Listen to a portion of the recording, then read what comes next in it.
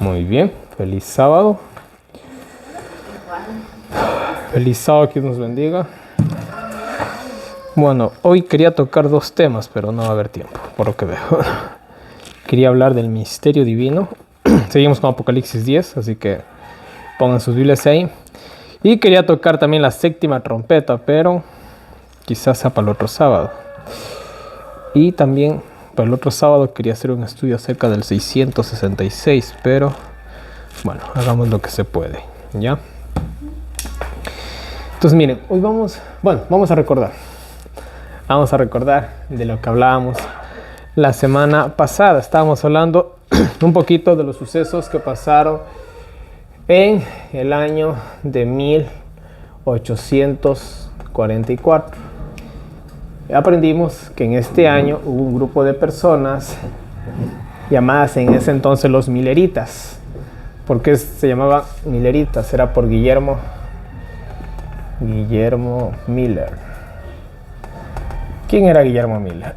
Bueno, fue un hombre más como lo fue Lutero, como lo fue Juan Hus, o como fue alguno de los apóstoles también. A veces nosotros recordamos a las personas del pasado como si fueran sagradas.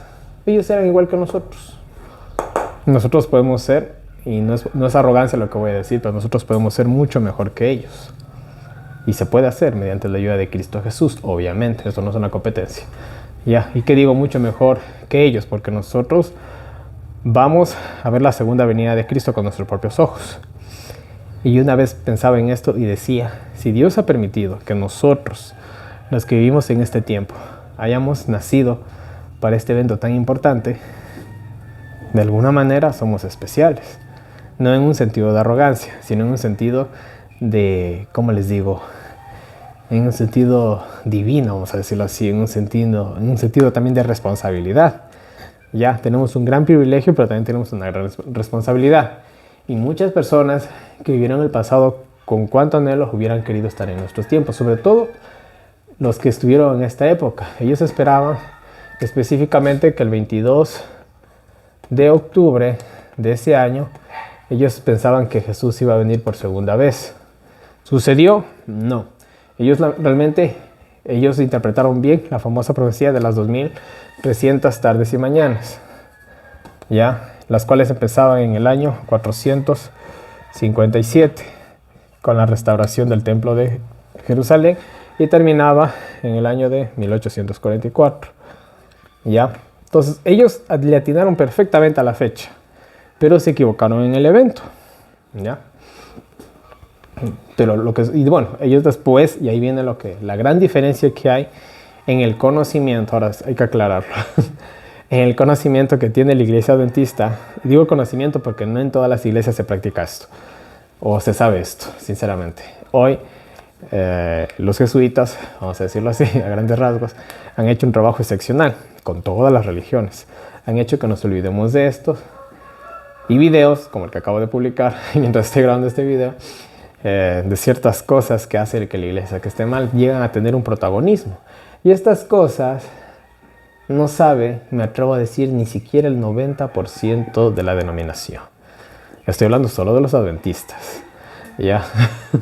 Si nosotros, que somos los que tenemos todo esto, bueno, digamos el 80%, no sabe el 80% de todas estas verdades que es de las otras iglesias. ¿Ya?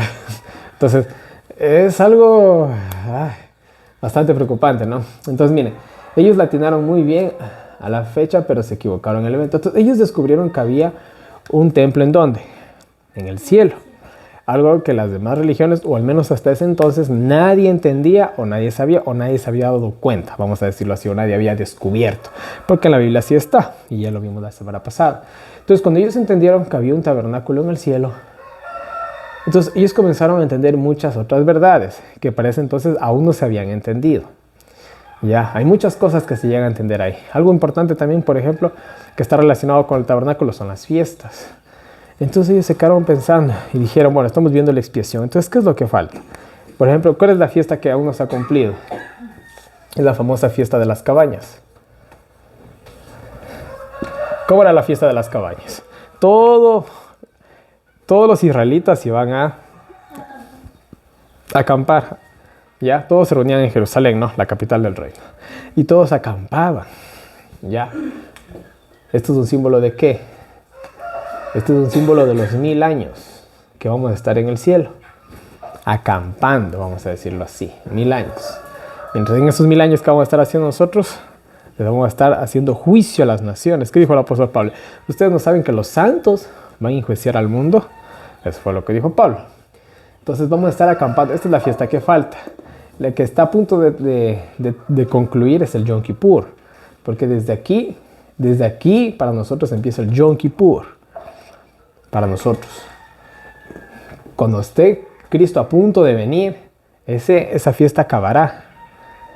Y daremos paso a las cabañas. Ya, y si nosotros vamos a ya vamos a hacer un estudio de todas las fiestas. Tenemos Pascua, tenemos las primicias, tenemos el Pentecostés, ya. Y bueno, todas esas fiestas nosotros, trompetas obviamente, ya. Trompetas, Yom Kippur y cabañas. En ese orden tenemos, empezando desde el primer mes hasta el 7º mes. Las diosas en eso toma nota. En el 7º mes es cuando se celebra cabañas. Es al iniciar el 7º milenio que empieza cabañas. ¿Ya? Entonces miren, esta básicamente así, resumidito, es la historia de por qué a partir de este año se comenzaron a entender muchas cosas. Entonces, hablando de los adventistas, ellos comenzaron a darse cuenta de muchas cosas que hoy en la actualidad aún las demás denominaciones, católicos, evangélicos, testigos de Jehová, musulmanes, judíos incluso, las practica, las cuales ya no están en vigencia. Es como hay grupos de religiosos que guardan las fiestas ya no se deben de guardar. ¿Quién es nuestra Pascua? Cristo, entonces Él ya murió, ¿verdad?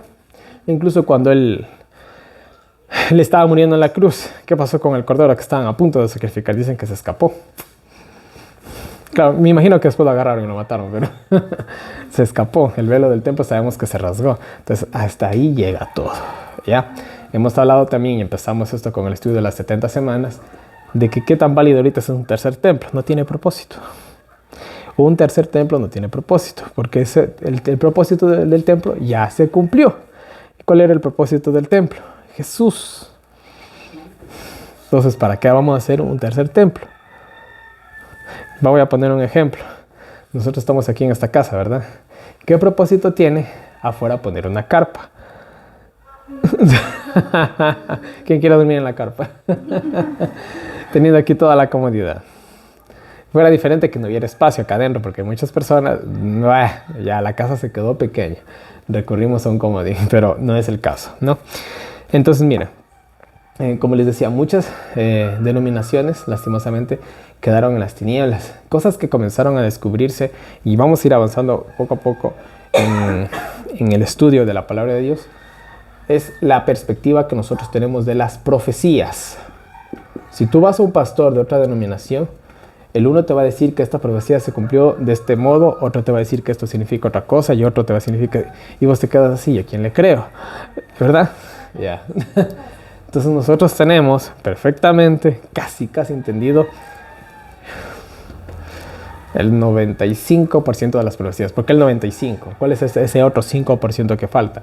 Hay profecías que no son 100% claras porque están en el futuro, ¿ya? Algo que siempre hemos hablado y lo vamos a hablar el otro sábado si hay el tiempo, es de esto. 666. Aún los pioneros de la iglesia adventista, aunque supieron totalmente el significado de esto, ellos dijeron, ¿cómo es que se va a poner esto? ¿Cómo se va a implementar esto a nivel mundial? ¿Cómo van a hacer que todo el mundo acceda a esto? Hoy en la actualidad tenemos algo llamado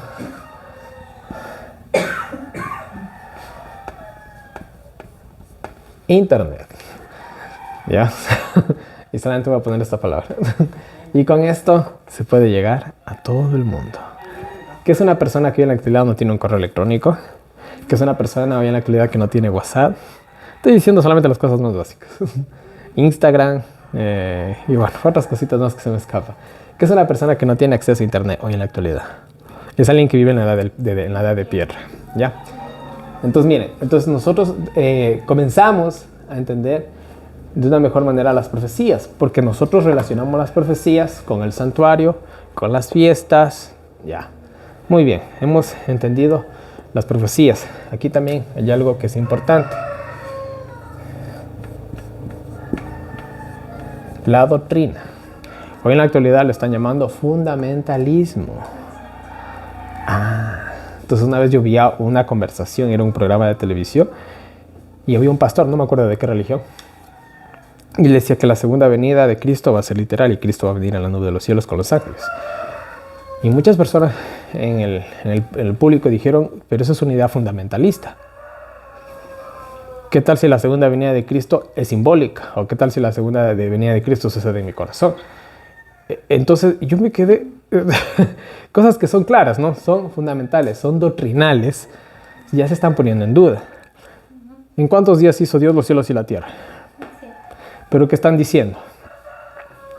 Para Dios, un día es como 1000 años y 1000 años es como un día. Y el papado dice que tranquilamente cada uno de esos días pudieron haberse largos periodos de tiempo de 1000 años o de 1.000.000 de años. Dios necesita, y voy a decir algo que va a parecer hasta antibíblico, pero ¿será que Dios tan siquiera necesita un día para crear algo? No, Dios necesita un instante. Pero si Él lo hizo en 7 días, completando con el sábado, es porque Él tiene un propósito. ¿Ya? Y en ese propósito que Él hizo, Él estaba estableciendo el tiempo. Pero ahí nomás dejémoslo. De igual manera, el hombre, ¿cómo lo hizo al hombre? Con sus manos. ¿Por qué lo hizo con sus manos? Ahí nosotros nos damos cuenta en el detalle y en el amor que Dios tiene hacia el hombre. En ese simple hecho. ¿Ya? Muy bien. Profecías. Tenemos doctrina. Tenemos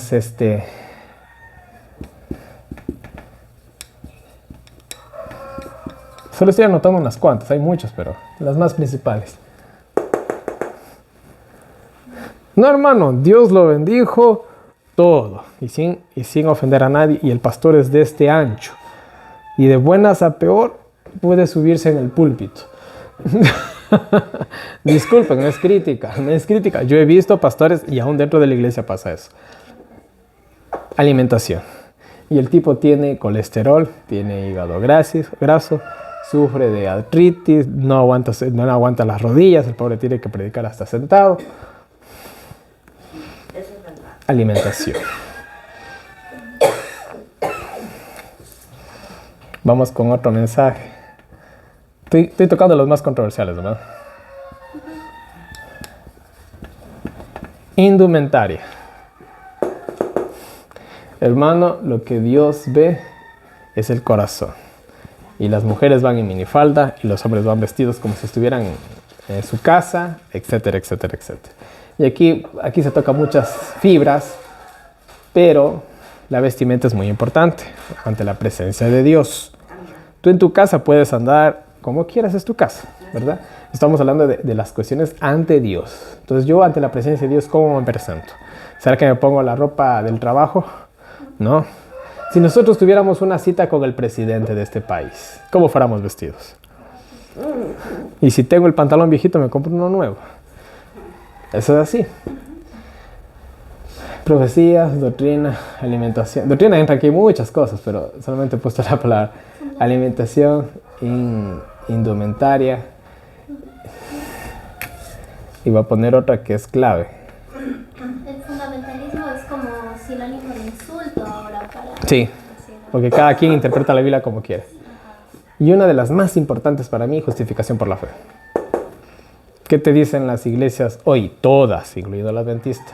Porque desde los años 1950 nosotros estamos divididos con este tema. No se puede vencer el pecado. Es lo que están diciendo, que no se puede vencer el pecado. No en carne de pecado. Es lo que se cree. Pero realmente cuando nosotros vamos a la verdad bíblica, que ya hemos de tocar ese tema algún día, sí se puede vencer el pecado mediante la ayuda de Cristo Jesús. Porque todo lo puedo en Cristo.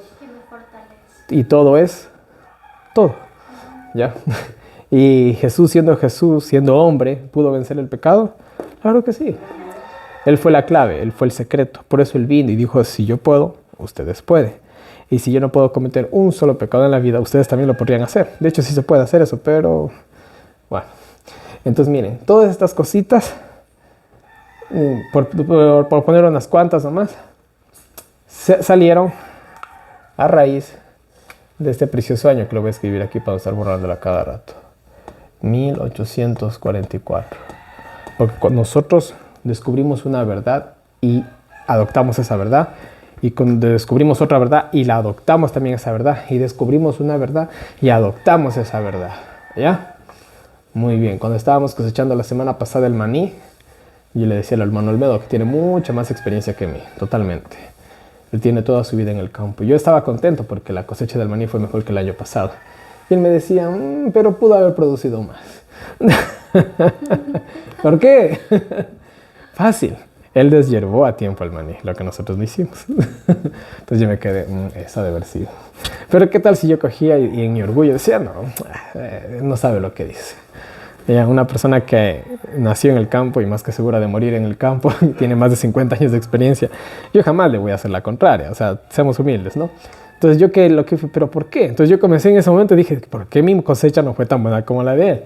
¿Cuál es el problema? Si la tierra es la misma, estamos en el mismo lugar, el clima es el mismo, sembramos casi al mismo tiempo. Fácil, él deshiervó a tiempo, nosotros no lo hicimos, lastimosamente. Entonces, miren, bueno, vamos acá ahora hacia el tema, para no alargarlo tanto. El misterio divino. Vamos a Apocalipsis capítulo 10, versículo 7, Steffi, por favor. Apocalipsis 10, versículo 7, si no estoy mal. La palabra del Señor dice, pero en los días de la voz del séptimo ángel, cuando él comience a tocar la trompeta, el misterio de Dios será consumado, como él lo anunció a sus siervos los profetas. Muy bien. Dice el pasaje bíblico que cuando se comienza a tocar la trompeta, la séptima trompeta, dice que el misterio de Dios será consumado. ¿Y cuál es el misterio de Dios? ¿Cuál será ese misterio divino? Ahorita lo vamos a ver, tranquilos, la Biblia se responde sola. ¿Cuál es ese misterio de Dios?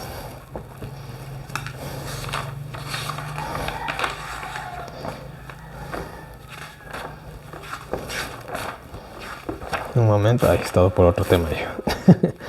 Muy bien, ¿cuál es el misterio de Dios? Primero que nada, vamos a analizar un poco el lenguaje bíblico, ¿ya? Vamos a leer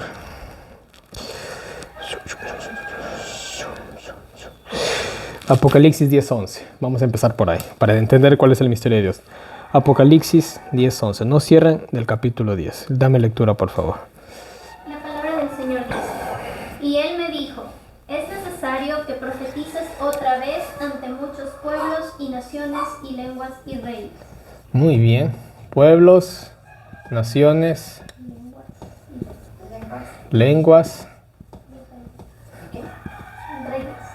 Podríamos usar una palabra actual, presidentes, pero quedémonos con reyes, ¿ya? Porque ya no existen las monarquías. Interesante. ¿Qué significa esto?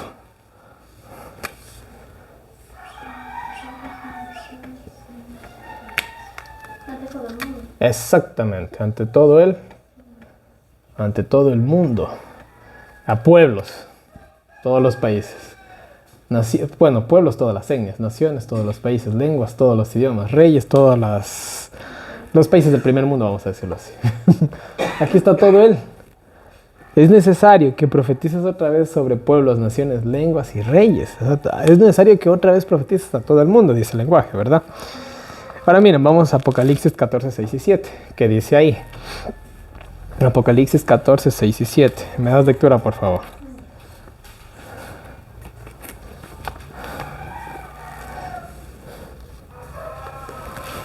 Apocalipsis 14, 6 y 7, por favor. Dice, y vi otro ángel volar en medio del cielo que tenía el evangelio eterno para predicarlo a los moradores de la tierra y a toda nación y tribu y lengua y pueblo, diciendo en alta voz, temed a Dios y dadle gloria, porque la hora de su juicio ha venido, y adorad a aquel que hizo el cielo y la tierra y el mar y las fuentes de las aguas. Muy bien, dice que ve un ángel que tenía, ¿qué cosa? ¿Y se lo iba a dar a quién? A los moradores de la tierra, de toda nación, tribu, lengua y pueblo. Listo, se repiten las mismas palabras, ¿sí se dan cuenta? Sí. Ya. Vamos bien, ¿verdad? Muy bien. Esto ya leímos. Vamos por acá.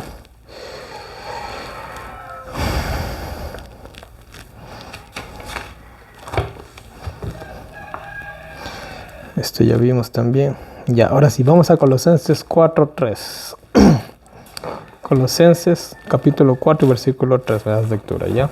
Y ya con esto vamos entendiendo el mensaje. Colosenses capítulo 4 y versículo 3.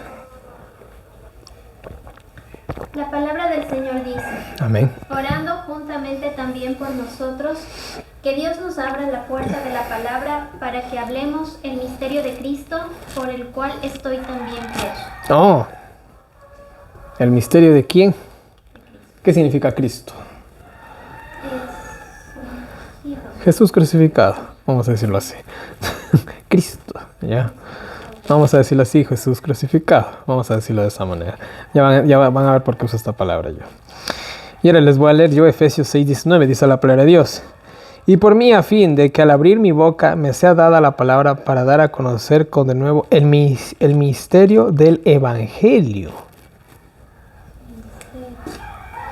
Entonces, el Evangelio de Cristo crucificado, Cristo muriendo por nuestros pecados, perdón, es un misterio. ¿Por qué es un misterio? Voy a leerles Colosenses 1, 25 al 27.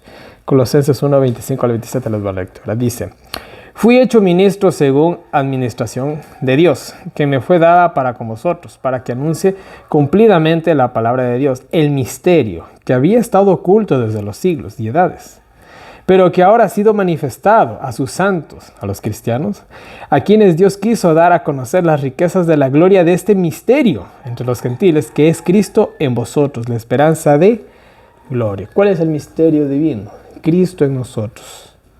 Cristo crucificado, Cristo muriendo por nuestros pecados. ¿Saben cuál es eso? Vamos a ponerlo así: el Hijo del Dios del universo, no del Dios de este mundo, no el Dios de este sistema solar, no el Dios de esta galaxia, del universo, ya, del universo. Y para los que no entienden aún la grandeza del universo, nuestro insignificante planeta es un granito de arena de todas las playas del mundo, aproximadamente. Ya. Y no es exagerada la comparación, en serio, porque el universo se cree que es infinito, la verdad. Se cree que es infinito, porque hasta dónde han llegado los telescopios y más o menos se cree el universo, digamos, un decir es esto, ¿no? Pero esto es lo que se ha alcanzado a ver. ¿Qué tal si el universo no es solamente esto, sino simplemente el universo no tiene horizontes? No se sabe. Tendríamos que llegar hasta aquí, echar una ojeadita, a ver si hay algo más, para saber si el universo realmente es infinito. Que yo creo que es infinito. ¿Ya? Porque yo juzgo por lo que veo, ¿no? Es como si nosotros nos quedáramos solamente con lo que vemos en las noches estrelladas. Diríamos, el cielo es grande, ¿no? Y lo que hay afuera es grande. Pero cuando comenzamos a inventar los telescopios, dijimos, chuta, la cosa ha sido más grande. Y cuando la ciencia avanzó y cogimos telescopios más grandes, nos dimos cuenta que era más. E incluso, bueno, aquí haciendo un paréntesis en el tema, a lo lejos, con los telescopios, se ven ciertas galaxias que son de color roja. No es porque sean de color roja, sino que la luz ya se degrada a la distancia. Y lo que realmente los telescopios ven, están viendo, ¿cuál es la palabra? El pasado, porque la luz se tarda en llegar. Es como nosotros no vemos al sol como es, sino como fue hace 8 minutos. Entonces las galaxias que quedan lejos, las estamos viendo como eran según la ciencia hace millones de años. Entonces no tenemos ni siquiera una idea de lo que estamos viendo. Solo para que nos hagamos una idea. ¿Ya? Y bueno, hay un montón de cosas que no voy a poder explicar ahorita, es porque no va el tema. Entonces, mire, vamos a sacar el misterio divino. El Dios del universo, el Dios de ese universo que es insondable, es impensable, es inentendible, no lo podemos entender, vino a morir por nosotros que no valemos nada. ¿Cómo entendemos eso? No se puede entender. Solo hay algo que nos podría, solo nos quedamos con esta palabra, que es lo único que nos queda de consuelo, y es la palabra amor, nada más. Y esto es lo más cercano que nosotros tenemos a Dios. Yo, como escritor aficionado que soy de poesía, no hay palabras para describir el amor, puedo decirlo así. No hay palabras para describir el amor. Y yo lo digo aquí, y cada vez que me he enamorado el sentimiento ha sido diferente, y mi inspiración también. Y yo soy un simple mortal, un simple mortal indocto. Ahora, si esto lo ponemos al nivel divino, ¿cómo es el amor divino? Traspasa el entendimiento humano. Entonces, ese es el misterio divino. Es que Cristo murió por nosotros, para nuestra salvación y nuestra redención. Básicamente, ese es el misterio divino. Lucas 8:10, por favor. Lucas 8:10. Me das lectura, por favor. La palabra del Señor dice: y él dijo, a vosotros os he dado a conocer los misterios del reino de Dios, mas a los otros por parábolas, para que viendo no vean y oyendo no entiendan. Muy bien. ¿A quién está dado el conocimiento, el entendimiento del misterio del reino de Dios? A nosotros. Y también los apóstoles decían, Señor, ¿por qué dices en parábolas? Es para que viendo no vean. ¿Ya? Entonces miren, porque esto también es interesante. ¿Cómo se descubre un misterio? Estudiando, investigando, buscando, indagando. Por ahí nos dicen a nosotros, por ahí en cierto lugar hay un tesoro. Un tesoro. Y comenzamos a investigar y a reunir información. ¿Verdad? Es un misterio, ¿verdad? Entonces, esto es un misterio también. Amén. Sí. Dios ha dado el evangelio a todo el mundo, ¿verdad? Hablemos del internet. El internet está disponible para todo el mundo. Del más pobre al más rico. Ya, del más pobre al más rico tiene acceso a internet. Hay gente que lo usa para el bien. Sí, para investigar, para aprender. Hay gente que lo usa para el mal, para complacer sus deseos, vamos a decirlo así. Dicho de una sola manera más simple, claro que sí. ¿Ya? Entonces, ¿el evangelio es para todo el mundo? Claro, el evangelio es para todo el mundo. Todo el mundo se empeña en saber o entender o en profundizar más de Dios. Eso ya es cosa de cada uno. ¿Ya? Eso es cosa de cada uno. Entonces, mira. Vamos a seguir más adelantito. Estamos tratando de ir a las carreras. Ahora miren. Aquí venía la parte que estábamos leyendo, ¿cierto? Se me lo estoy saltando. Un ratito, voy a retroceder un poquito. Hablamos del Evangelio eterno. En Apocalipsis capítulo 14 nos dice que ¿cuántos ángeles hay? 3 ángeles. Si hay 3 ángeles, significa que hay 3 mensajes. Y este último mensaje, verán, hay personas que están en su lecho de muerte. Y no falta el que viene y dice, ¿cuáles son tus últimas palabras? ¿Cuáles son tus últimas ordenanzas? Yo estoy en mi lecho de muerte, ¿no? Nelson, ¿cuáles son tus últimas palabras? ¿Ustedes creen que esas palabras son importantes? ¡Claro! Son sumamente importantes.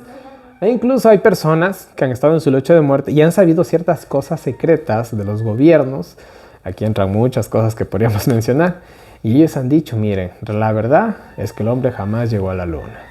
O han dicho, mira, la verdad es que yo era un jesuita y estaba infiltrado y cosas así. Las últimas palabras son muy importantes. ¿Ya? Ya me entendieron. El último mensaje para el mundo, ¿ustedes creen que es importante? Claro. Primer mensaje, el juicio. Segundo mensaje, la caída de Babilonia. Ya hemos estudiado todo eso.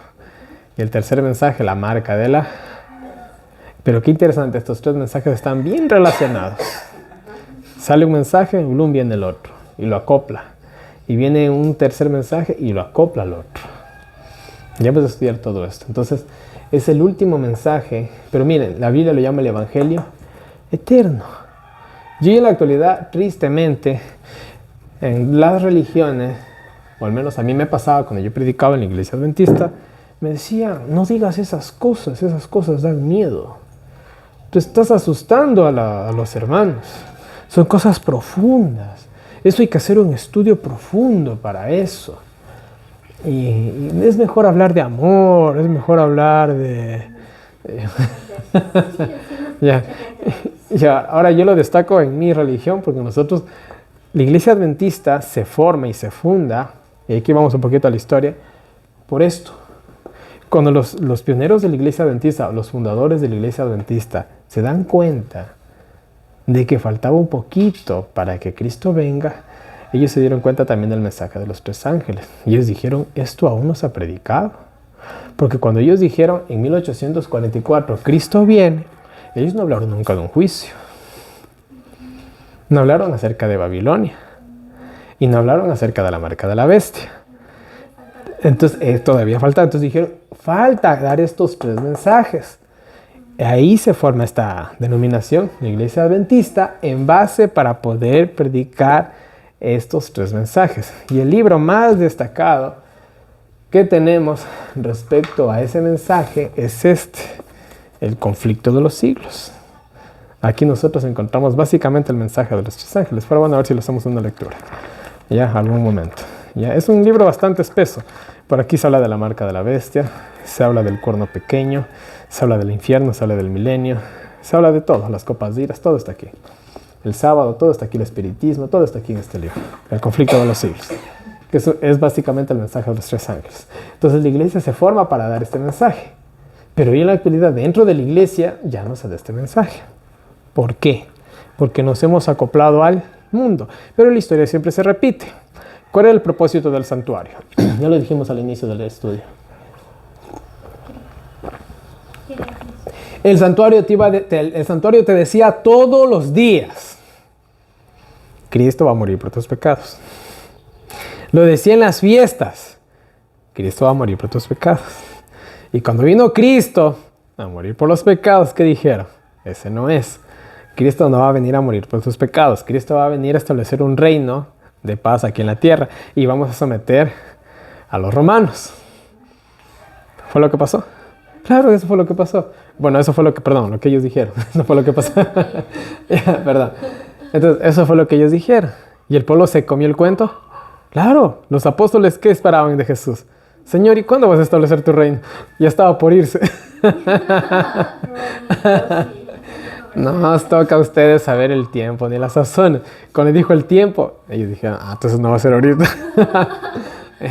Y claro, ellos dicen que tuvieron la reunión en el aposento alto, que fue por 10 días. Y cuando ellos entendieron que Cristo vino solamente a morir por sus pecados, vino a pagar el precio la paga del pecado, que es muerte, ellos dijeron, y solamente ahí recién les llegó el Espíritu Santo. Porque a nosotros no nos puede llegar la bendición del Espíritu Santo si nosotros no tenemos una doctrina adecuada. No se puede hacer eso. ¿Cómo nosotros, los que hemos trabajado, cómo nos van a poner a nosotros en una posición de responsabilidad si no estamos a la altura de esa responsabilidad? No lo van a poder hacer. Pero te dicen, mira, Miguel, tú vas a estar a cargo de ahora en adelante de la gente. Si él se ganó esa responsabilidad, es porque él estuvo a la altura de eso. Es como, por ejemplo, en la guerra. ¿Cómo ascienden los capitanes, los comandos, los generales? Son por las grandes hazañas que hacen en el campo de batalla. Hay soldados que arriesgan la vida y lideran. Y están ahí, salvaron al pelotón. Dicen, no, a este lo vamos a hacer capitán. Ahora todo el pelotón está a cargo tuyo. Eso es así, las grandes hazañas. Entonces acá es lo mismo, ¿no? Entonces mira, la iglesia se forma con esto. Pero en la actualidad no se quiere hablar del evangelio eterno. Solo se quiere hablar de amor, de paz y tranquilidad. Perros mudos, dice la palabra de Dios. Dirán paz y seguridad y vendrá sobre ellos destrucción repentina, como lo que pasó en Perú, ¿no? Estaban en paz y llegaron 3 tornados. Me dijeron que eran 3 tornados, me dijeron. Qué interesante que sean 3. Y uno de ellos fue directamente a la plataforma. Pero bueno, no estamos aquí para juzgar, ¿no? Solamente estamos haciendo mención. Ahora mira, vamos por acá.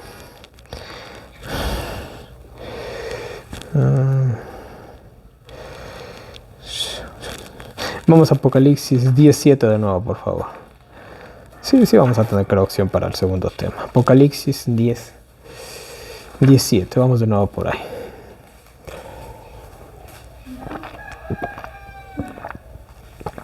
Por favor. Sí.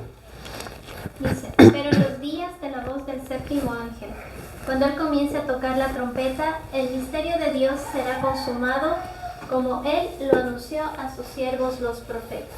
Muy bien. El misterio de Dios será consumado, será cumplido.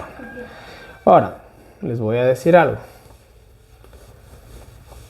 Yo para poderme salvar primero tengo que estar perdido, ¿verdad? ¿Cómo me puedo salvar si nunca estuve perdido? No hay manera, pues.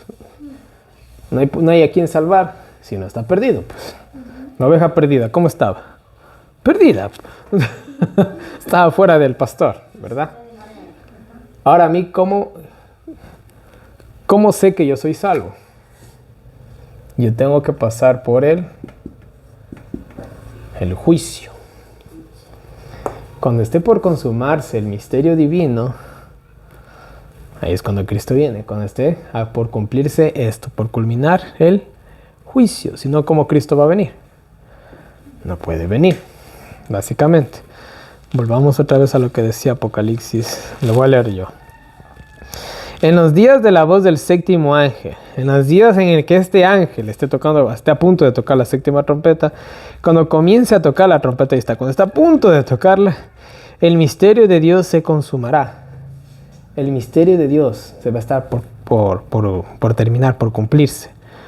Como Él lo anunció a sus siervos los profetas. Como Él anunció, el plan de salvación está a punto de culminar.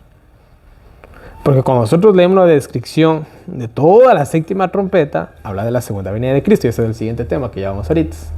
Entonces, cuando esté a punto de culminar, voy a ponerlo aquí, el plan de salvación, ¿ya?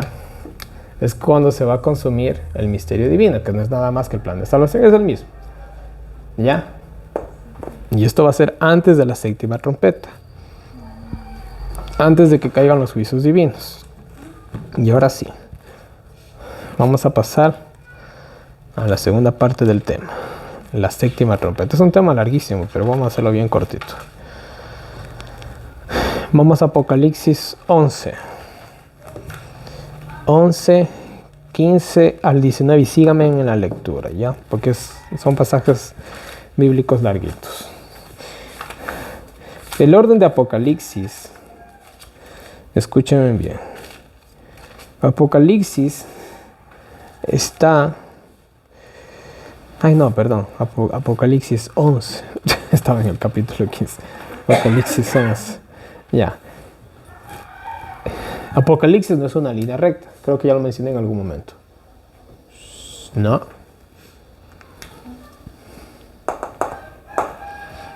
Tú tienes que saber andar en Apocalipsis.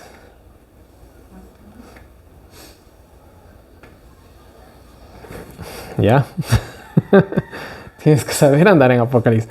Porque miren, les voy a decir algo. ¿Saben qué es lo más importante en una guerra? ¿Alguien sabe qué es lo más importante en una guerra? ¿Será quién tiene el arma más grande? ¿Será quién tiene la mejor estrategia tal vez? ¿Qué será?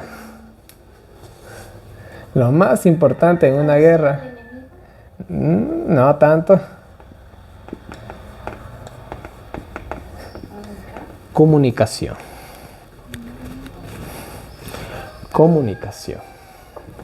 Y estaba viendo esta semana la historia de Alejandro Magno, que es un hombre que está en la historia. A los 19 años, él gobernaba toda Grecia. Y a los 22 años gobernó todo el mundo conocido. Y murió a los 33 años. Ya.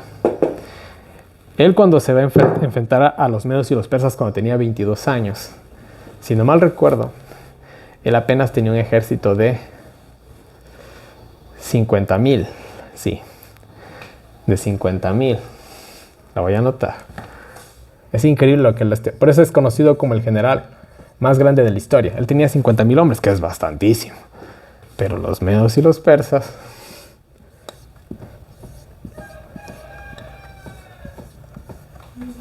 tenían 1,000,000 de hombres. ¿Cómo vences tú con 50,000 hombres a 1,000,000? Es imposible.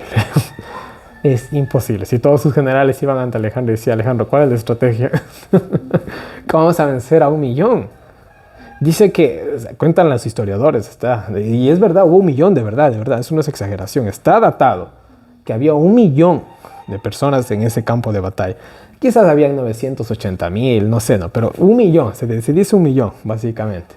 Porque el imperio de los medos y los persas era inmenso. Ellos habían conquistado Babilonia, el imperio del mundo antiguo más largo que había habido, etc. Entonces, el ejército de los medos y los persas, sí, a ver, espérense, sí, dice que estaba ordenado en grupos. Estoy poniendo así nomás. Y aquí estaba el principal, que era Darío, creo, ya parece entonces gobernaba. Bueno, sí, Darío creo que era. Estaba aquí el principal. Y los griegos, por Alejandro Magno, eran esto, contra todo eso. Los iban a hacer polvo, ya, por no usar otra palabra. Los iban a desaparecer, mejor dicho. Entonces dice que Alejandro estaba que pensaba, y dijo, el secreto es atacar a Darío.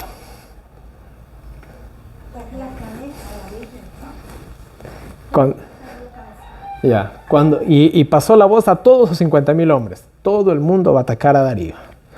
Ese fue lo que él dijo. Pero igual, Darío estaba respaldado por 1,000,000 de personas. No era tan fácil llegar hasta él.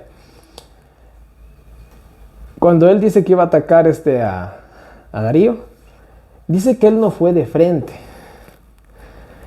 Ya, dice que generalmente los ejércitos iban así, en línea recta, avanzando. Pero él no hizo eso. Dice que él cogió y fue como de sesgo, así, avanzando. Entonces los medos y los persas comenzaron a confundirse. Y Darío dijo, hagamos lo mismo, pongámonos así, de frente de él, así, para estar enfrente de él. Y ahí cometió el error. ¿Cómo tú vas a organizar a 1,000,000 de personas en un instante? Es imposible. No puedes comunicarte con todas al mismo tiempo. Entonces comenzaron a haber confusión en la fila de los medos y los persas. Y ahí fue que Darío coge, se enoja y dice, ¿sabe qué? Déjenlo ahí. Manden a las carrozas. Y estas carrozas eran como tanques. Y esas tenían cuchillas en las ruedas. Y los griegos dice que hicieron todo un muro con sus escudos, ¿no? Básicamente. Hicieron un muro como que dijera impenetrable. Entonces los caballos son animales irracionales, vamos a decirlo así. Ellos actúan por instinto. Entonces un caballo al momento en que ve un muro, ¿qué hace? Se desvía. Los soldados no, pero los caballos sí. Entonces los caballos dice que comenzaron a desviarse y acá estaban los griegos y los mataban fácilmente. Y en un momento que hubo la confusión, comenzó a haber polvo y todo, dice que Alejandro Magno aprovechó y fue directo hacia Darío. Y cuando ellos se dieron cuenta que todo estaba hecho un caos, ¿ya? Y que Alejandro venía, y que Alejandro tenía una fama de que él nunca perdió una batalla, Darío dijo, ¿saben qué, señores? Espérenme aquí, ya vengo, voy a almorzar. Y sus generales dijeron, ¿saben qué? Vamos a cuidar al rey. Y se fueron, porque Alejandro Magno tenía una fama increíble. Y cuando los demás vieron que los generales se fueron y comenzaron a preguntar, ¿y dónde está el rey? ¿Y dónde está? Y no está, ¿qué dijeron? Alejandro lo mató. Y en ese día, en toda esta confusión que hubo, porque por falta de comunicación, ¿qué sucedió?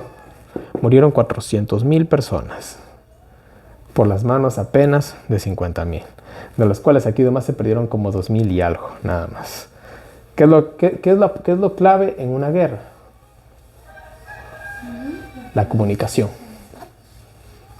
Si tú no tienes comunicación, puedes tener la mejor estrategia del mundo. Los planes cambian a veces.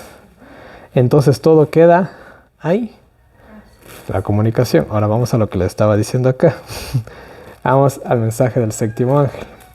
Estamos en Apocalipsis capítulo 11, versículo 15 al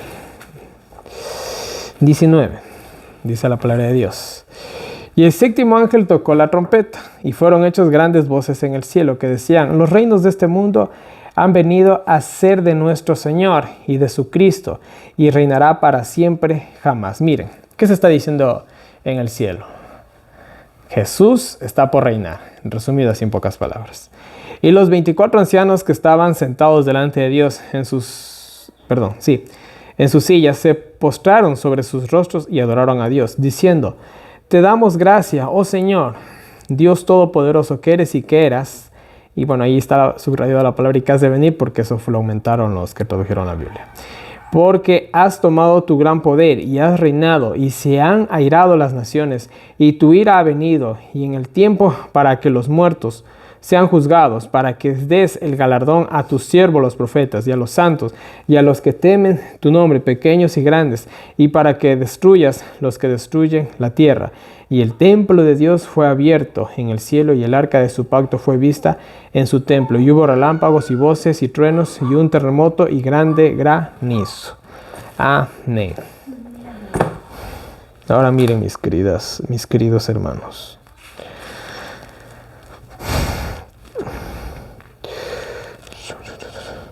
Primero que nada, vamos al versículo 17 de este capítulo que acabamos de leer, donde dice, diciendo: te damos gracias, Señor Dios Todopoderoso, que eres y que eras. Y aquí en muchas de las Biblias dice que has de venir. Pero no, realmente Jesús está por venir. Está a punto de venir, está llegando, básicamente. Porque has tomado tu gran poder y has reinado. La traducción más adecuada, porque en el griego aparece así: te damos gracias, Señor Dios Todopoderoso, el que eres y el que eras, porque has tomado tu gran poder y has comenzado a reinar. ¿Ya? Y has comenzado a reinar, porque está a punto de venir ¿quién?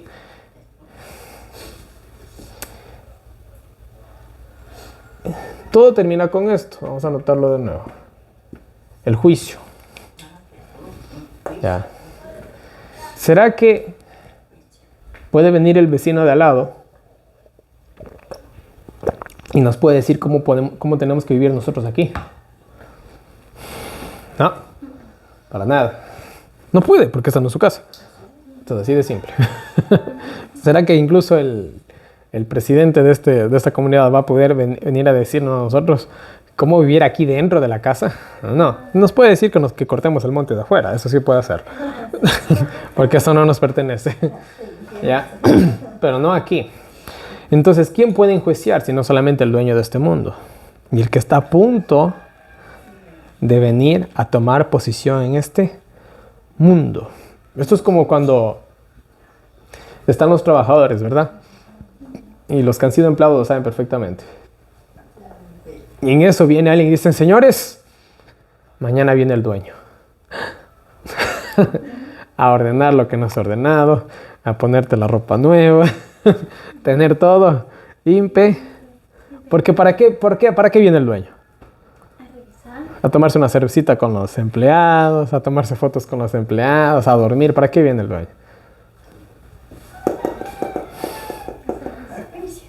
Hacer juicio. Vamos a ver quién es quién.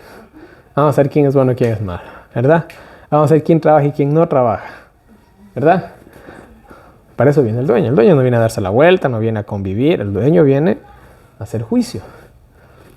¿Ya? Entonces, ¿Jesús viene a qué? Bueno, ya he hecho de hecho el juicio. Ya le expliqué las 3 etapas del juicio. Pero mira, vamos a dividir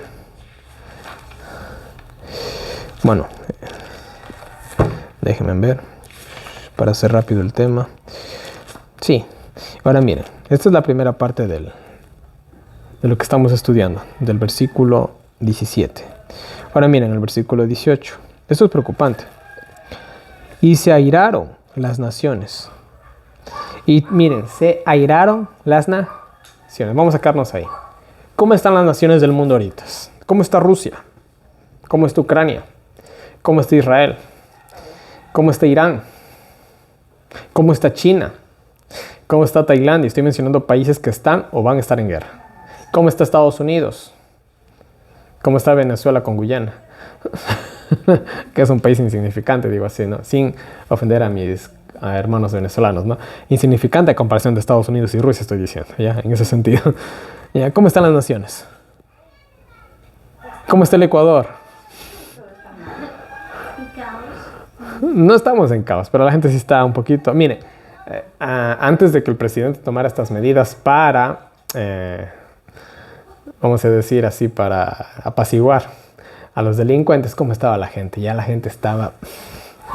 ya no se aguantaba. Persona que lo agarraban en un acto delictivo, quémenlo, mátenlo. Eso era lo que se decía. Y el más cristiano decía eso, porque la verdad sí daba coraje.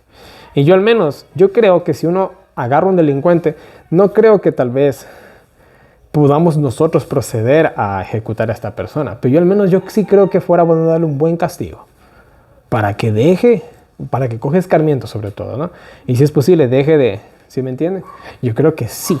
¿No se acuerdan que dentro del pueblo de Israel había hasta pena de muerte bajo ciertas circunstancias?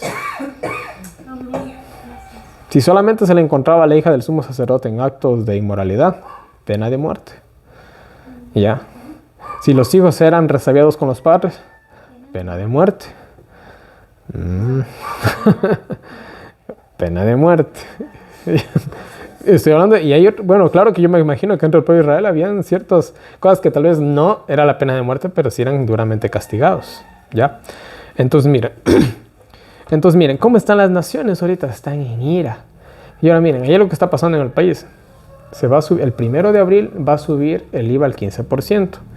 Va a subir la gasolina, que va a subir... Bueno, va a subir un montón de cosas. Hay una lista largota que nos dieron. ¿Sí viste tú el video, creo? Una lista grandota, que va a subir esto, va a subir aquello, va a subir el otro. Más que seguro va a haber paro nacional. Yo estoy casi seguro de eso. Y aquí estos paros que hay aquí en el Ecuador por parte de los indígenas, son bastante bravos esos paros. Y yo siempre digo algo, y me he dado cuenta de algo, que el paro es peor que las medidas que toma el presidente. Porque el país se detiene un mes, la economía se va a un desastre. Si la libra de tomate ya valía 50 centavos, se sube a $1, que eso es más que el 15% del IVA. Yo no creo que es la solución más adecuada a los paros, sinceramente. No creo. Verás, de cierta manera sí, podríamos decirlo. Pero, por ejemplo, el último paro que tuvimos, de buenas a peor, nos consiguió un 5 centavos de subsidio a la gasolina. Yo creo que fue 5 o 15 centavos, ya no me acuerdo. Digamos que creo que fue 15 centavos. Valió la pena toda la pérdida económica que hubo a nivel nacional por ese ahorro momentáneo, porque ahorita lo van a volver a subir. A eso es lo que yo me refiero. Ya, yo sé que ha habido en la historia del Ecuador ciertos paros que sí han valido la pena. Yo no voy a decir que no. Pero hoy en la actualidad los paros que se hacen se está haciendo en vano. Porque hoy evitamos que cierta cosita suba 10 centavos, pero aquí en 6 meses se declaró una guerra y se acabó. Y eso fue lo que pasó. Hicimos el paro para que no suba la gasolina. Está bien, por ahí le redujeron unos centavitos. Meses después, Rusia y Ucrania en guerra. El petróleo subió la gasolina. ¿De qué sirvió el paro? No sirvió de nada. Y ahora va a subir el 15% por mandato del presidente. ¿De qué sirvió el paro que hicimos? Es lo que yo digo, ¿ya? No estoy diciendo que de cierta manera luchar por nuestros derechos, vamos a decirlo así, no esté bien. Sí, está bien, pero cuando el esfuerzo vale la pena. Ya, o sea, en ese sentido hablo yo. ¿No? Saben que no me gusta meterme en política, pero sí me gusta usar bastante la razón. Ahora miren, dice, se airaron las naciones. Las naciones están airadas, están tensas, están estresadas. Las naciones están como un perro rabioso encerrado. ¿Qué está esperando el perro rabioso encerrado? Morder todo. que le abran la puerta. Nada, esperamos que abran para Nosotros solamente estamos esperando esto. Una crisis, señores. Un pretexto. Y todo se va al desagüe. El momento que llega a suceder un algo, esto puede ser se está hablando, no lo estoy diciendo yo, no lo está diciendo ni siquiera la Biblia, lo está diciendo la gente que se mueve en el mundo de las finanzas, en el mundo de la economía, en el mundo de los bienes raíces, en el mundo de las empresas, que todo puede ser un efecto dominó.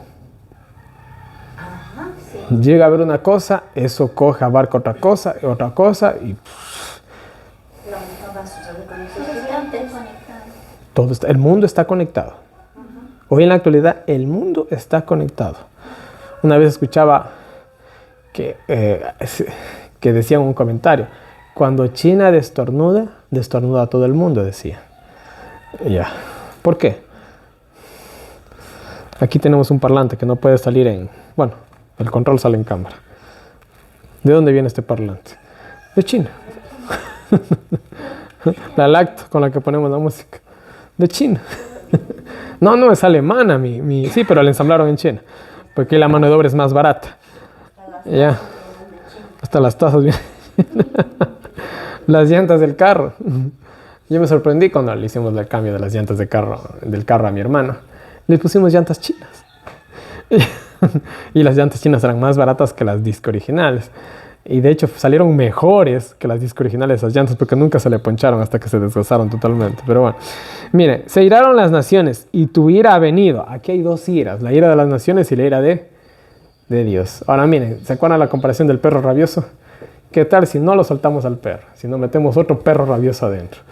Se van a matar entre ellos. Y esto es básicamente, entre comillas, el escenario que se está pintando.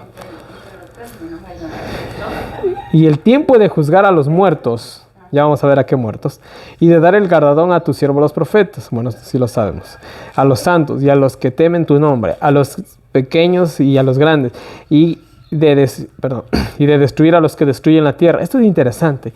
Y de destruir a los que destruyen la tierra. ¿Quiénes son los que destruyen la tierra? Las grandes corporaciones. Y estaba viendo una noticia que decía que un avión consume más gasolina que un tractor agrícola en todo un año. ¿Saben cómo está ahorita España? ¿No han visto las noticias? España está detenida por los agricultores. ¿Por qué? Cuando nosotros vendemos un producto, vamos a poner un ejemplo, manzanas, ¿ya? Todos hemos comido una manzana alguna vez en la vida. El Estado me dice: mira, Nelson, tus manzanas tienen que tener 10 centímetros de circunferencia porque es el tamaño ideal. Está bien. Tiene que tener registro sanitario. Está bien. Tienen que ser producidos de manera orgánica. Está bien. Tienes que pagar un impuesto ahí donde tú las cultivas. Está bien. Pero para poderlas exportar, tienes que pagar otro impuesto. Entonces, a la final, cuando tú comienzas a hacer todo esto y aplicar, porque miren, nosotros, pásame las papitas de aire que está ahí, una grande y una pequeña. ¿Está? Esa de ahí está bien. No, esa no es. No. acá hay pequeñas. Ahí está, esa está perfecta. Ya. ¿Cuál está apta para la venta? Ustedes, si van a la tienda, ¿cuál les gustaría comprar? ¿La grande o la pequeña? Ya. Pero no todo el cultivo sale así. También salen estas casas con estas. Las desechas. Y eso es lo que tú vale. Entonces, de las 100, a vos te salieron apenas 40, digamos que te salieron así. ¿Qué haces con las otras 60? Si ya no te dejan vender en tu mercado. Ya no te aceptan esto. Esto ya no te acepta.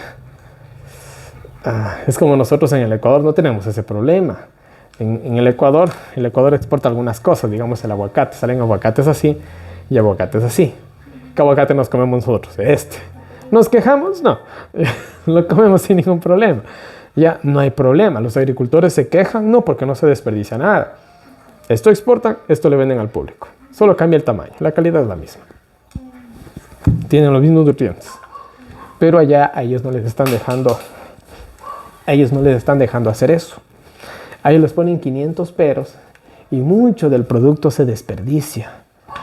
Entonces ellos, para poder compensar todo este desperdicio, ¿qué es lo que hacen? La cosa más sencilla del mundo. Tienen que subir el precio. Y la gente dice está muy caro. Pero que aquí viene el problema. ¿Qué tal si solamente hay en el mercado estas manzanas? La gente la va a comprar sí o sí. ¿Qué sucede? En España, ellos cogen, vamos a poner un ejemplo, de Chile, otras manzanas. Y estas manzanas vienen a este precio. A comparación de las manzanas que tú estás sacando en tu país. Entonces ahí los agricultores se enojan y dicen ¿cómo es posible? A nosotros nos ponen 1000 excusas, 1000 pretextos, 1000 condiciones. A estos no les ponen tantas restricciones. El producto se vende más barato, ellos venden más caro. No funciona. Y están enojados por eso. Y la cosa está crítica. Porque eso está pasando en toda Europa. ¿Por qué están haciendo esto? Nosotros sabemos que ellos quieren acabar con la agricultura. Y solamente los grandes monopolios que puedan funcionar. Eso es lo que está pasando, ¿no? Entonces, miren, vamos de nuevo. ¿Cómo están las naciones?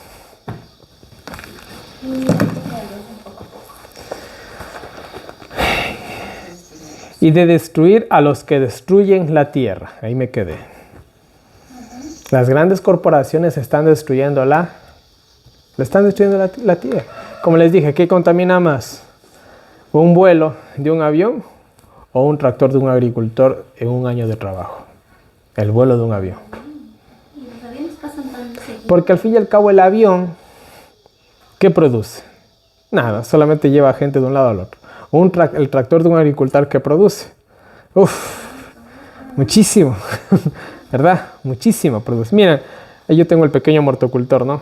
Con ese pequeño mortocultor trabajamos la tierra donde está el maní. Que usamos, no sé, 2 galones de gasolina, digamos que usamos ahí, digamos que no fue ni eso, pero digamos que usé 2 galones de gasolina, pero gracias a eso tenemos, no sé, un quintal de maní, si no es un poquito más creo que vamos a sacar. ¿Valió la pena el consumo? Claro que sí, valió la pena, produjo, pero aquí los gobiernos no se están dando cuenta de eso, pero bueno, todo es un complot, ¿no? Y el templo de Dios fue abierto en el cielo y el arca de su pacto se veía en el templo y hubo relámpagos, voces, truenos, un terremoto y grande granizo. Entonces, miren, se iraron las naciones. Ya dije cómo estamos nosotros. En Apocalipsis capítulo 7, versículo 1 al 3, dice que hay 4 ángeles sosteniendo los... Pero miren, vamos allá. El lenguaje bíblico es muy interesante. Después de estas cosas vi 4 ángeles en pie sobre los 4 ángulos de la tierra, deteniendo. ¿Qué significa que tú estás deteniendo? Tenla ahí, que no se te caiga, ¿verdad? Y uno está ahí, ya, pero muévete, oye, que nada más. Les ha pasado. Me acuerdo cuando estábamos poniendo los carteles en la finca Las Vallas. Y éramos en total 11 hombres. Unos trabajaban más que otros. Y me acuerdo que el primer letrero sí fue un poco pesado porque la estructura como quiera era de aluminio, sí pesaba.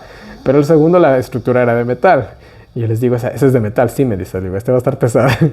Entonces toditos ahí, unos con las manos, otros con palitos, y dale, y ya se caían, y yo, dale, oye, dale, y empuja, porque ya se caía, yo sé que unos estábamos con sogas y toda la cosa, ¿no? Entonces estos ángeles están así, están deteniendo. ¿Cómo están los vientos? ¿Cómo está? Eso está, espero que ya, eso está que ya se rompe, vamos a decirlo así, ya se escapa, ¿no? Deteniendo los 4 vientos, no el viento del norte, no el viento del sur, no el viento del este, del oeste, los 4. ¿Sí se dan cuenta? Para que no soplase viento sobre la tierra, ni sobre el mar, ni sobre ningún árbol, por un breve tiempo. ¿Hasta cuándo? Hasta que sean sellados el número de los hijos de Dios.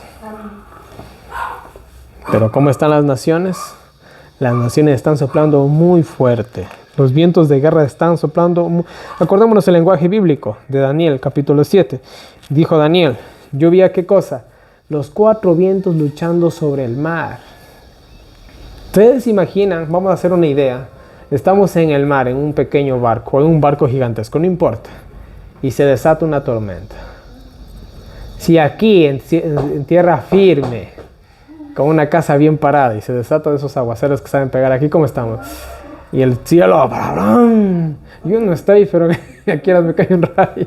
Imagínense estar así en el mar. Y las olas van y vienen, y el viento, y vienen olas gigantescas que atraviesan el barco. ¿Cómo creen que está eso? Los 4 vientos luchando sobre el mar. Yo he dicho, y lo vuelvo a decir, no tenemos aún una idea clara de lo que se le viene al mundo. No tenemos una idea clara. Hasta ahorita la gente no tiene.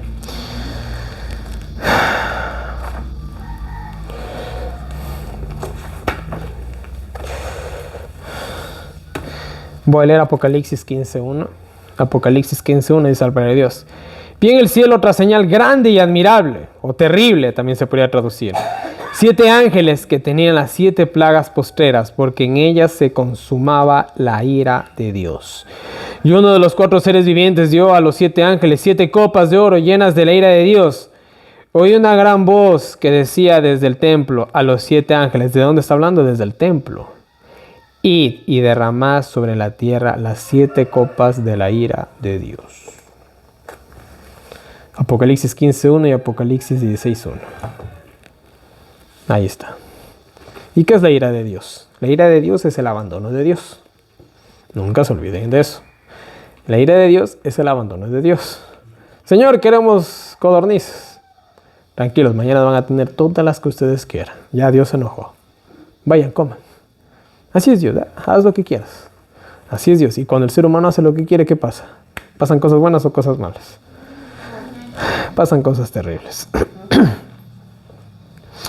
Primera de Corintios 6, capítulo 6, versículo 2 y versículos 4 al 5, Steffi, por favor.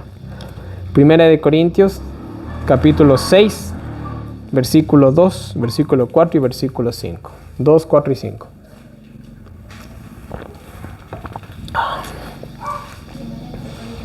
Sí, versículo 2, 4 y 5. Dice la palabra del Señor. ¿O no sabéis que los santos han de juzgar al mundo? Y si el mundo ha de ser juzgado por vosotros, ¿sois indignos de juzgar las cosas más pequeñas? Por tanto, si tenéis juicios de cosas de esta vida, poned para juzgar a los que son de menor estima en la iglesia. Para vuestra vergüenza lo digo.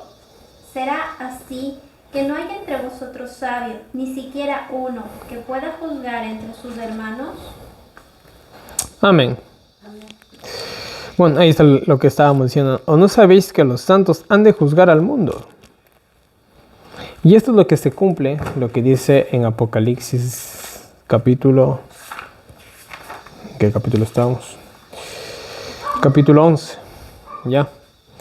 Que hablaba de... Es el momento de juzgar a los muertos. ¿Pero cuáles muertos? Estamos hablando del segundo juicio, vamos a recordar eso. El primer juicio... ¿Para quién es el primer juicio? ¿Ya? Para saber quién va, quién merece ir al cielo, ¿verdad? El segundo, para saber por qué se perdieron las personas que se perdieron. Y de esa manera no queda ninguna duda. O sea, si es que nosotros nos salvamos, que Dios lo quiera así, y lleguemos al cielo y queramos saber por qué no se salvó Julanito, Sultanito o el vecino de al lado, Dios nos va a coger y decir, mira, aquí está, toma. Y yo creo que más que eso se va a hacer. Más que solamente ver quién se perdió y quién se salvó. Yo creo que hemos de ver muchas de las cosas que pasaron en este mundo. Toda la historia de la humanidad tranquilamente. Yo creo que vamos a poder verla en el cielo. ¿Ya? Y el tercer juicio es para los perdidos. Se les va a mostrar por qué se perdieron. Tú te perdiste por esto, por aquello, por lo otro. ¿Y qué van a decir ellos? Señor, tú eres justo. ¿Ya? Muy bien. Entonces, cuando se habla de que llega el momento de juzgar a los muertos, se refiere a este grupo. Se refiere cuando los salvos van a juzgar a los que se perdieron. ¿Sí? Muy bien, vamos a pasar esto. Y bueno, la parte final del versículo 18 de Apocalipsis 11 dice: y de dar el galardón a tu siervo los profetas, a los santos y a los que temen tu nombre, a los pequeños y a los grandes. Amén. Apocalipsis 22:12 dice: he aquí yo vengo pronto y mi galardón conmigo para recompensar a cada uno según sea su obra, juicio. Mateo 25:34. Entonces el rey dirá a los de su derecha: venid, benditos de mi Padre, heredad del reino preparado para vosotros desde la fundación del mundo. Mateo 19:29. Y cualquiera que haya dejado a casas, hermanos, hermanas, padre, madre, o mujer, o hijos, o tierras, posesiones, por mi nombre recibirá 100 veces más y heredará la vida eterna. Amén. Amén y amén. En el retorno de Cristo, todos los hijos de Dios de la historia humana que vencieron en el juicio, o que salieron limpios en el juicio, también se podría decir, recibirán la recompensa, la herencia, el galardón, la corona de justicia, la vida eterna, la ciudadanía en la patria celestial. 1 Corintios 51, 52, Stephanie. 1 Corintios capítulo 15, versículos 51 y 52. Primera de Corintios capítulo 15, versículos, ¿dónde me quedé? Sí, 51 y 52. No creo. No creo. Dice la palabra del Señor: he aquí os digo un misterio. No todos dormiremos, pero todos seremos transformados. En un momento, en un abrir y cerrar de ojos, a la final trompeta, porque se tocará la trompeta. Y los muertos serán resucitados incorruptibles y nosotros seremos transformados. Amén. Y bueno, ahí tenemos. He aquí os digo un misterio. Ahí está el misterio. Que estábamos hablando, el misterio divino. ¿Cuál es el misterio divino? La vida eterna, el plan de salvación, ¿no? 1 Tesalonicenses 4, 16 y 17 dice la palabra de Dios. Porque el Señor mismo con voz de mando, con voz de arcángel y con trompeta de Dios, hablando de la séptima trompeta, descenderá del cielo y los muertos en Cristo resucitarán primero. Luego nosotros, los que vivimos, los que hayamos quedado, seremos arrebatados juntamente, y aquí por primera vez habla del arrebato, o del arrebatamiento, que no es muy secreto, seremos arrebatados con ellos en las nubes para recibir al Señor en el aire, y así estaremos siempre con el Señor. Y bueno, aquí agregando algo, ¿no? ¿Cuándo es el arrebatamiento de la iglesia? Cuando venga Cristo. No es antes de que venga Cristo, un arrebatamiento secreto, que tú estabas a estar aquí, tu esposa aquí, y tú llegas y mi amor, ¿dónde estás? Ya no está, solamente queda la ropita y los zapatitos de ella ahí. No. La Biblia nos hace dar cuenta que nosotros vamos a pasar por todo lo que se va a venir. Por todo. Jamás en la historia de la Biblia Dios cogió a su pueblo, lo sacó de ese lugar, lo puso en otro lugarcito y no, ahí les hizo pasar la prueba de la fe. ¿Ya? Ahí les hizo pasar la prueba de la fe.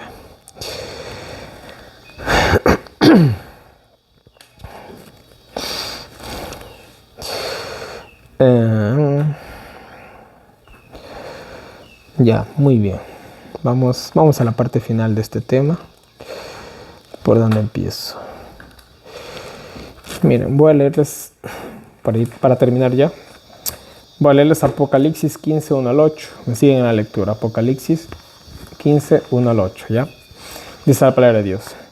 Vi en el cielo otra señal grande y admirable, 7 ángeles que tenían las 7 plagas postreras, porque en ellas se consumaba la ira de Dios. Vi también como un mar de vidrio mezclado con fuego, y a los que habían alcanzado la victoria sobre la bestia y su imagen.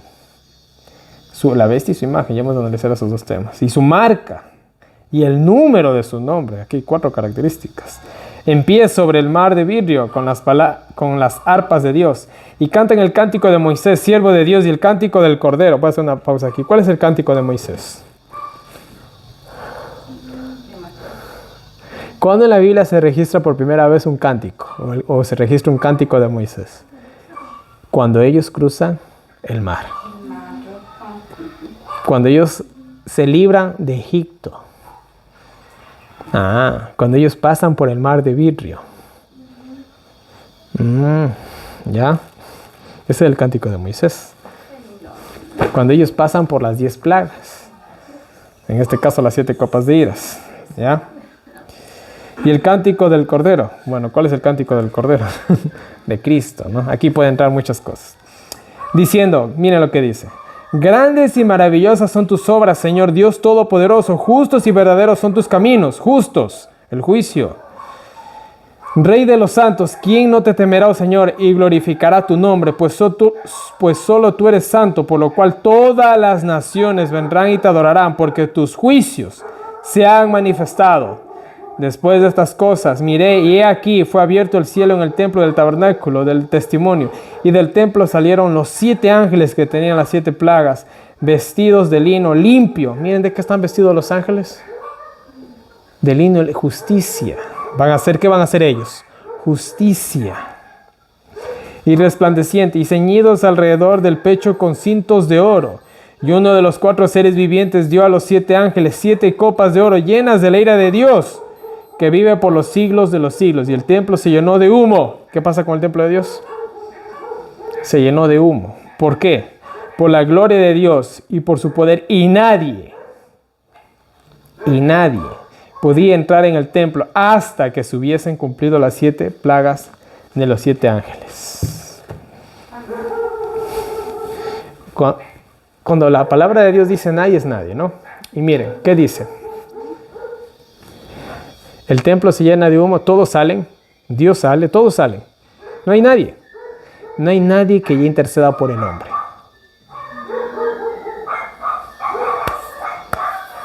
La semana pasada nosotros recibimos una visita. Los estábamos esperando. ¿Qué tal si esta hermana no nos hubiera avisado y nosotros no hubiéramos estado aquí? ¿Quién les recibía a ellos? Ya. Pero nosotros estábamos en el templo. Y como estábamos en el templo, los pudimos recibir. O en la casa, mejor dicho. De lo mismo pasa con... ¿Dónde está ahorita Cristo? En el templo, en el lugar santísimo. ¿Qué está haciendo? Intercediendo por nosotros. Pero cuando Él salga, tú te puedes matar orando. No hay nadie. Grita, llama, haz lo que quieras. No hay nadie. ¿Quién va a escuchar? ¿Quién va a interceder por nosotros? Nadie, ellos ya salieron. Y dice que van a volver a entrar, pero después de las 7 copas de iras. Pero después de las 7 copas de iras, ¿qué viene? Ya nada, ya se acabó todo. Porque la 7ª copa de ira termina con la segunda venida de Cristo. O sea, Cristo sale del templo, se derraman las 7 copas de iras, va a la tierra, trae a los salvos, entra otra vez a su templo. Se acabó. ¿No hago entender? Ya. Y ya nosotros nunca más en la historia de la eternidad vamos a volver a orar. Porque la oración la hacemos porque Dios no está aquí. Pero ya estando en el cielo, ¿qué necesidad hay de orar? Ahí lo tenemos a Dios cara a cara.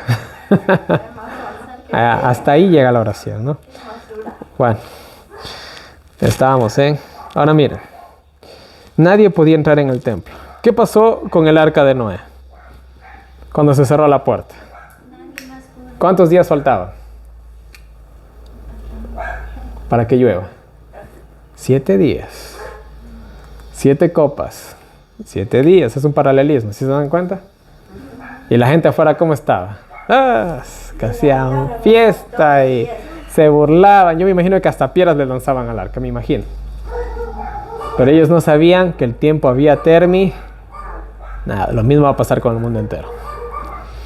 El mundo entero no se va a dar cuenta que su tiempo acá acabó. Eso fue lo que pasó. ¿Quién cerró la puerta del arca? Dios. Bueno, que realmente fue un ángel, pero bueno, eso es para otro tema. Pero Dios, porque los ángeles hacen la voluntad ¿de quién? De Dios. Entonces, que lo haga un ángel o que lo haga Dios, no lo minimiza ni lo magnifica, es lo mismo. ¿Ya? Porque los ángeles son mensajeros de Dios. Y si yo mando a mi mensajero, es como si fuera yo mismo. Los países tienen embajadores, ¿verdad? Se manda el embajador. ¿Qué pasa si Ecuador manda un embajador a Colombia y el presidente de Colombia lo mata al embajador? Es como si matara al presidente. Básicamente nos declara la guerra. ¿Ya? Entonces, que un ángel sea un mensajero divino, no lo minimiza. No es que, como lo mandó a un ángel y no vino a Dios, no es lo mismo. No, es lo mismo. Para Dios es lo mismo. ¿Ya? Dice que la puerta fue cerrada. No había quien la abra. ¿Y quién abrió la puerta del arca? Otra vez Dios. Es que la puerta del arca era la puerta del arca. El cataclismo que hubo en el diluvio es tal que nosotros ni siquiera podemos imaginarlo, ¿no? Como les decía la otra vez en un estudio pasado, antes el año tenía 360 días, pero después del diluvio llegó a tener 365. El cataclismo fue tan fuerte que el planeta Tierra salió 5 días fuera de su órbita. ¿Ya? Solo para que nos hagamos una idea. ¿Ya? El cataclismo fue tan fuerte, porque la Biblia dice se rompieron las cataratas del cielo, y se sabía que antes del diluvio había una capa protectora de agua, porque después del diluvio por primera vez se habla de las estaciones. Antes no existían las estaciones. ¿Ya? Se abrieron los abismos, y antes el mar, el agua no era salada. Después del diluvio el mar se hizo salado. Por eso hasta el día de hoy los peces que hay en el mar tienen el sistema digestivo, vamos a decirlo así, de un pez de agua dulce. Porque ellos estaban diseñados para el agua dulce, no para el agua salada, pero se adaptaron. ¿Ya? Entonces imagínense en el cataclismo, ¿quién sostuvo el arca? Dios. Por más 120 años que le dedicó Noé, no era suficiente para resistir eso. Fue Dios. ¿Quién va a sostener a los salvos en el tiempo del fin? Va a ser Dios. Solamente porque tuvieron fe en Él. Y como dice Mateo 24:27, más como en los días de Noé, así será la venida del Hijo del Hombre. Tal cual, mis queridos hermanos. Tal cual. Ahora miren, la Biblia dice que solamente los 144,000 van a poder cantar el cántico de Moisés y del Cordero. ¿Saben por qué? ¿Quién puede cantar mejor el himno nacional del Ecuador que un ecuatoriano?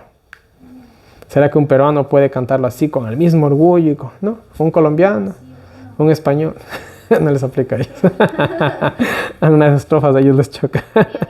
Pero bueno, no estamos aquí en contra de los españoles, ¿no? Son cosas de la historia que pasaron. Todos somos hermanos en Cristo Jesús. ¿Ya? Muy bien. Entonces miren. Voy a leer de nuevo Apocalipsis 15, 3 y 4 y con esto terminamos. Grandes y maravillosas son tus obras, Señor Dios Todopoderoso. Grandes y maravillosas son tus obras. Fue la tarde y la mañana el quinto día y vio Dios todo lo que había hecho y era bueno en gran. ¿A qué nos está llevando este cántico? A la creación. Nos está llevando también a la santificación del sábado. Justos y verdaderos son tus caminos, Rey de los santos. Justos y verdaderos son tus caminos. ¿Hasta qué nos está llevando eso? Al juicio. ¿Ya? Rey de los santos, ¿quién no te temerá? Oh Señor, y glorificará tu nombre, pues solo tú eres santo, por lo cual todas las naciones vendrán y te adorarán porque tus juicios se han manifestado. Su canto nos confirma nuevamente que se trata de eventos tras el juicio celestial, después de las sentencias, pues ellos proclaman en su canto la justicia de Dios y del juicio divino, hecho que solo se puede proclamar después de un juicio, pues nunca se proclama la justicia de un juicio antes de la sentencia. Además reconocen en su canto que Jesucristo ha asumido su reino, proclamándose como Rey de los santos. Mis queridos hermanos, con este último tema damos por cerrado el tema que empezamos hace un par de semanas atrás, que fue de los 490 años o las 70 semanas. ¿Se acuerdan? Todo nos lleva todo el Evangelio nos lleva a la segunda venida de Cristo. Miren, hoy en la actualidad, en el mundo cristiano, se ha perdido la idea del juicio. Y vamos a poner el ejemplo de un niño malcriado. Y todos hemos visto un niño así. Está el niño y hace una travesura y viene el papá o la mamá. No, mijo, no hagas eso. Ese muchacho como que no escuchó nada, ¿verdad? Y va a hacer una travesura peor y viene la mamá. Ay, pero no hagas eso, oye, ven para acá. Dame el celular. ¿Qué pasa con el niño? No hace caso. Pero hay otros padres Deja eso. No hizo caso. Bloom. Juicio. Juicio, castigo. ¿Qué hace el niño la próxima vez? Deja eso, de uno. A veces ni eso, solamente la mirada. El niño ve y coge. ¿Verdad? Juicio y castigo. Pero el mundo entero, el mundo cristiano, se ha olvidado del juicio. Y se ha olvidado del castigo. Y lo tienen a Dios como una mala madre o un mal padre que solamente habla con amor, que habla suavecito, que no hay castigo, no hay condenación al pecado. Amor es amor, aunque tú ames a un perro y también ames a un hombre y ames a una vaca y quieras casarte con los 4. Amor es amor. Como Dios es amor, pero Dios también es juicio. Dios es castigo. Dios es justicia, esa es la palabra exacta. ¿La justicia tiene amor? Claro. Pero también tiene castigo. Y nosotros empezamos con el pueblo de Israel. Y nos venimos ¿hasta dónde? Hasta nosotros. Y nosotros, claro, facilito. No, el pueblo de Israel, mataron al Mesías. Y somos facilitos para señalar. Pero mientras señalamos con un dedo, 3 nos apuntan a nosotros, dice. ¿Ya? Y hemos visto cómo el pueblo de Israel no se pudo librar de los castigos divinos. Se acabó su tiempo de gracia. Y si nosotros venimos otra vez al mundo cristiano de la actualidad, vemos cómo tampoco nos vamos a escapar de los castigos divinos. Es que vivimos por gracia. Bueno, sigue viviendo por gracia. Y vas a terminar en la desgracia. Esa es la verdad. Sigue viviendo por gracia. Y vas a terminar viviendo en la desgracia. Nosotros tenemos que vivir es por fe. Y la fe mueve montañas. Y por la fe yo puedo guardar los mandamientos de Dios. Y por la fe yo puedo vencer el pecado. Ya nadie dice hay que vivir por fe. No, hay que vivir por gracia. Es lo que dice. Y si hablan de la fe, hablan de una tergiversación de la fe. No la fe bíblica que se presenta también. Entonces, para el próximo sábado, vamos a estudiar el 666. Vamos a ver cómo el 666 se ve en toda la Biblia. Vamos a ver cómo el 666 apareció en las naciones que eran enemigas del pueblo de Dios. E incluso dentro del pueblo de Dios alguna vez se vio el 666. Porque no se olviden, todo tiene un trasfondo bíblico. Cuando la Biblia presenta algo, nosotros tenemos que verlo desde el punto de vista bíblico. Y a su vez, lo podemos ver cómo el sistema del nuevo orden mundial quiere aplicar, vamos a decirlo así, este sistema satánico en el mundo físico. Y ahí es que nosotros nos tenemos que dar cuenta, ¿ya? Y bueno, eso será para el próximo sábado.